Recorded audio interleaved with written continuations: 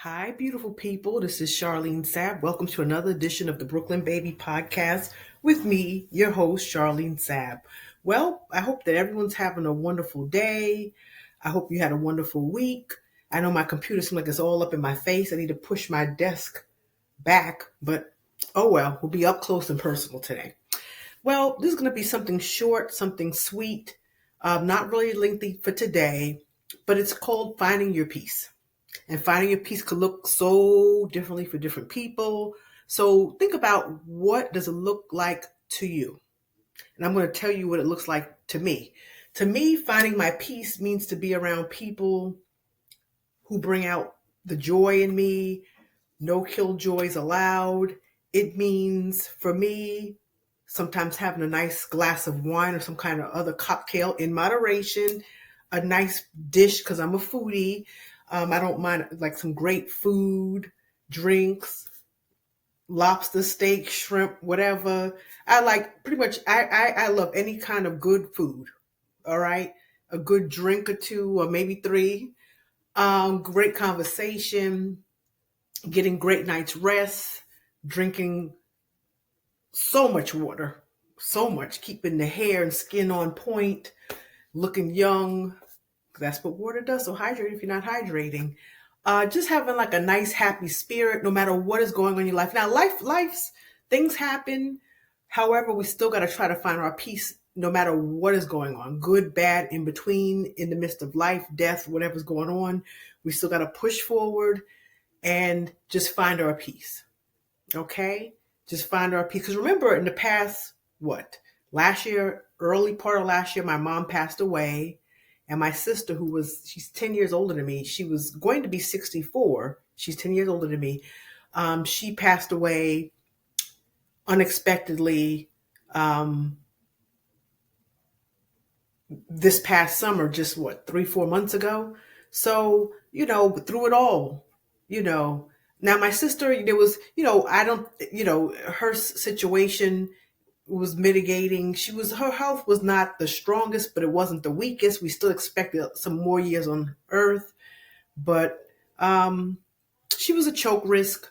And unfortunately, she choked on food and passed away at the facility where she was living. But that's a whole different situation. But her health was not the strongest or the best, because she had some mental health issues pretty much the majority of her life since she was 17 years old. So that's a whole nother quagmire. But my point is, despite going through my mother's death, it was expected. I'm just happy she hung on for 4 more years than I expected. But my sister, I knew her health was not the strongest based on what doctors said for other mitigating circumstances, but I expected her to be here on this earth for at least a few more or several more extra years. All right, maybe at least another 5 to 10. But my point is, you still got to persevere. I still have to press on.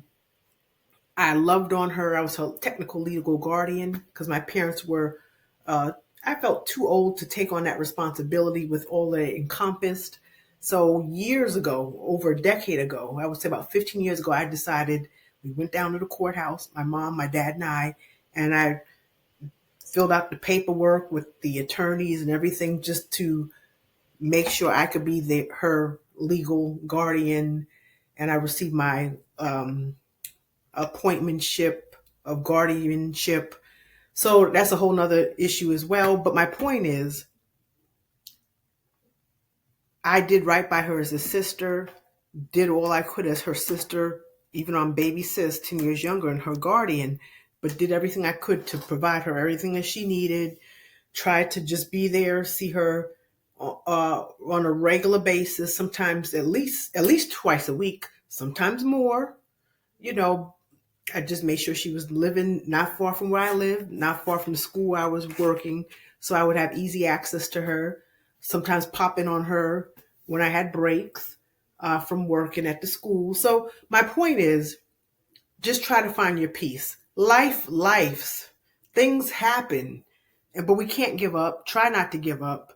And then I know, sometimes, things got a little dark for me, but despite it all, I had to remember the words that I tell others and the way I was raised and the way my mother raised me.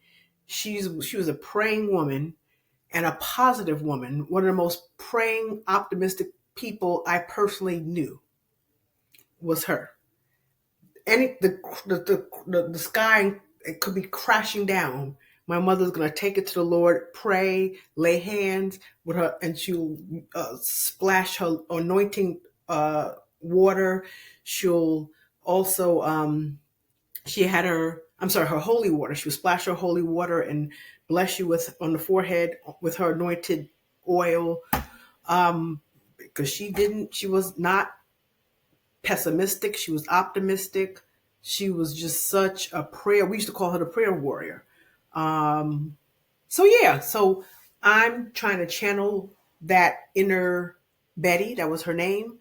However, I'm not like her, not trying to be her. I wish I had more of her because I need that to derive my strength often. But I will say I'm not a negative person. I'm an optimist. I like to be happy and smile, but I was not on the level of my mother. She was next level as far as inner glow and happy and optimism. But she was no slouch. She was no punk. You couldn't get over on her or disrespect her because she knew how to shut it down and tell you off without yelling or cussing and make grown people cry.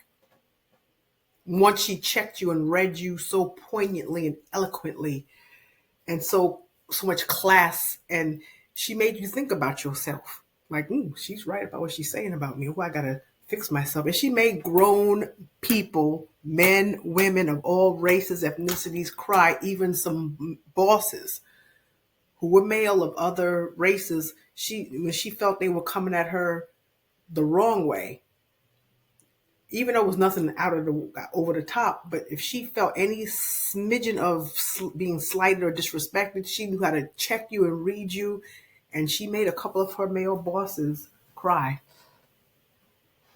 and they apologized to her very expeditiously. Okay, but she just had a way with words. But my point is, you're just gonna find your peace. It might be taking a nice hot bubble bath. It might have scented candles around your home. It may be sitting out on your patio, on your deck, on your front porch. Who knows? I know for me, I love that walk, that jog, going to the gym as I'm trying to uh, shed some pounds. Whatever the case may be, and being with the family, being with friends, uh, going to the movies. But bottom line, if certain people need to be placed out of your life, hasta luego, let them go or her go. It may be sometimes solitude. It's okay to realize maybe you're not okay and you need to isolate yourself to get yourself together, to gather yourself. And that's okay too. It's okay to not answer the phone every time someone calls. It's okay because sometimes people need to get themselves together, and what may help to get you together may not help for me or vice versa. Sometimes it means not answering the phone. Sometimes it means not getting back to people. And if people really rock with you and love you, they'll just have to understand. We should not make someone feel a certain way as a friend because we didn't get back to them. And we shouldn't do that to other people because everybody is trying to make it in this world as best they can. And people are going through things that you may have no idea what they're going through. So give people grace. Like, I'm the type of person, if I call someone and they don't get back to me, I got so much to tend to. And my focus is not, let's keep tally on, I called this person. It shouldn't be tit for tat. And I don't want anyone to be tit for tat with me. I get to you when I get to you, if I ever get to you. And if you're a friend, you should understand. Just like I'm going to understand with you. And my thing is, look, if it's not a lover or someone I'm romantically involved with, that's different. That's just my opinion. If you are romantically involved with someone or married to someone, engaged with someone or dating someone, I'm not talking about that kind of situation because you should be available and accountable to a large extent. I'm not talking about that. I'm just talking about with our family members, with our friends, with our associates or acquaintances, if it's not romantically intertwined, and romantically intertwined in which there's exclusivity. Because if it's not exclusive, shoot, I get to you when I get to you, or you get to me when you get to me. But if it's a situation where it's something that's not romantic and it's friendship, um, family, acquaintance, the way I roll, I get to you when I get to you. And usually I'm great about getting back to people, but don't hold my feet to the fire. I'm not going to hold yours to the fire. And I'm circling back to my point of this message today.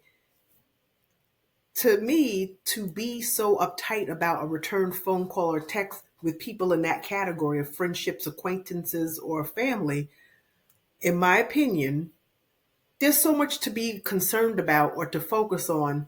That's not finding your peace. If you're clocking who's contacting me back exponentially or expeditiously, if you're worried about who texted back, or nah, that's not finding your peace. Finding your peace is okay. I didn't hear from Ray Ray today, or Benita today, but I'll hear from them when I hear from them. I'm gonna go about my day, go about my life. There's so many other things to tend to. And if you're booked and busy, you shouldn't be pressed on who's returning calls and texts. Because I got a lot over here to keep me busy. Trying to write books, more books, trying to launch my businesses, Sab Publishing, Brooklyn Baby Hair Care, doing this podcast for you wonderful people. It seems like I'm like, okay, I know I'm retired from teaching, but like there's so much around my residence that I need to take care of. Like, so I got boxes of supplies to unpack and shelve and for my business. I got a lot to do. I'm not even going to show you some of the things around here, but it'll be taken care of. But my point is, booked, busy, enjoying myself, mixing, mingling, dining, whining. Whining, So my point is, that's how I find my peace. Also, another thing about finding your peace, pick your battles. Everything does not need to be addressed. You don't need to pop off every time someone pisses you off. Just, I just say, hey. Now, I'm not going to say anything. I let anything go. You could just treat me any old way. But a lot of times, I'm learning in my now 54 years of this earth. I've always said to you all, if someone is mean or nasty to you, I always laugh at them. I'm like, because if they were really a happy person, they wouldn't treat me or someone else in that bad way.